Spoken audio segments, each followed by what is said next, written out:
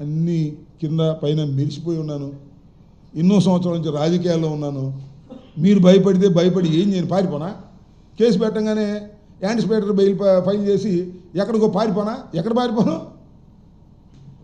I'm very popular man కదా, ఎక్కడ పారిపోను? నా గడ్డం చూసి ఎవడని గుర్తుపడతాడు. అయ్యో రాంబాబు కూడా పారిపోయారు అంటారు. ఎందుకు అప్పదు? మీరు పెడితే జైల్లో ఉంటా.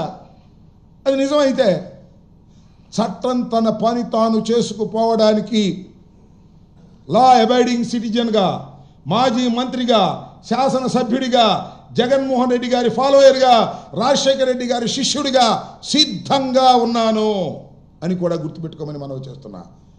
ఎస్పీ గారికి, డీజీపీ గారికి, ఇంకా ఐజీ గారు, ఇక్కడ సర్వశ్రేష్ఠ త్రిపాఠి గారికి, డిఎస్పీ గారికి, సిఐ గారికి, ఎస్ఐ గారికి అందరికీ చెప్తున్నా, I'm a law abiding citizen. రండి, విచారణకు పిలవండి.